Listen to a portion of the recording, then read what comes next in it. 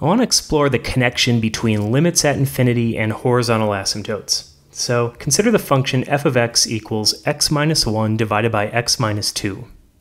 Here's a graph of that function, and we see that it contains both a vertical asymptote at 2 and a horizontal asymptote at 1.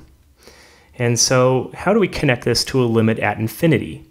Well, notice that as x gets really big, the value of the function approaches 1. Another way of saying that is, as x approaches infinity, x minus 1 divided by x minus 2 approaches the value 1.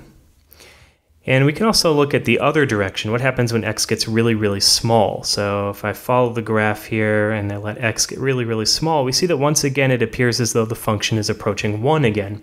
So we can say that the limit as x approaches negative infinity, that would be when x gets really small, the limit of the function again approaches 1. So let's look at a definition of a horizontal asymptote.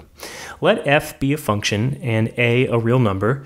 Then the line y equals a is a horizontal asymptote of the graph of f if at least one of the following statements is true.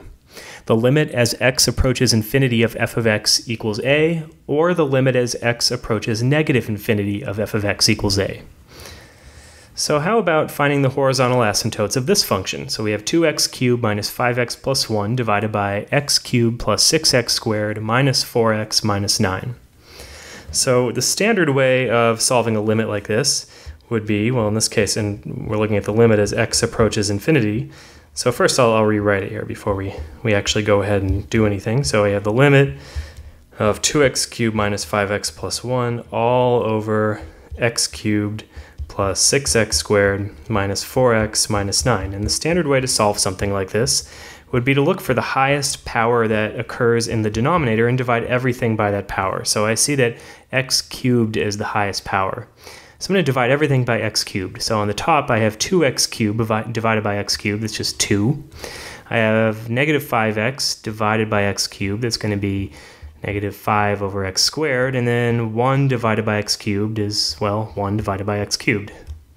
On the bottom I have x cubed divided by x cubed, that's 1. Then I have 6x squared divided by x cubed, that's 6 over x.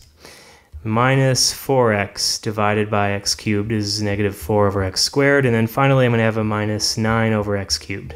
Okay, so as x gets really big, these terms with x's in the denominator get really small. Think about 9 divided by a million cubed. That's a pretty small number. So if we let x get really big, this fraction here gets really small.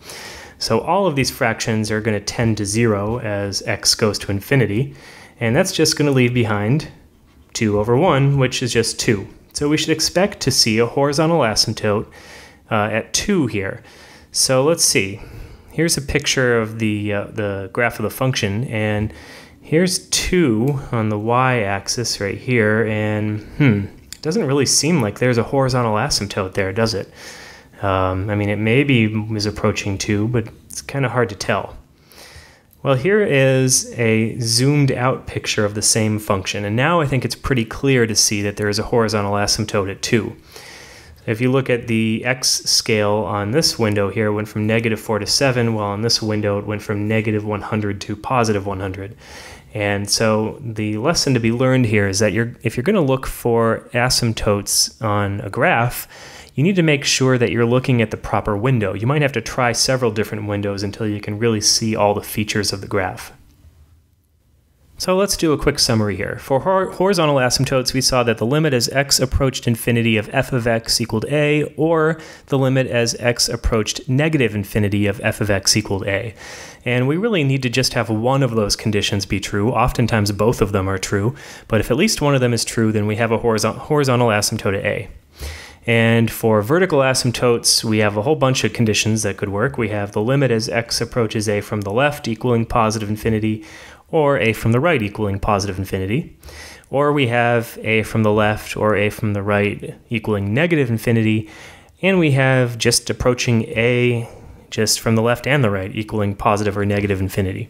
So I want to point out that for horizontal asymptotes, we see that the infinity is what x is approaching and the a is the value that we get for the limit, Well, for vertical asymptotes, it's flipped. The a is what x is approaching, and the infinity or negative infinity is the value that we get for the limit.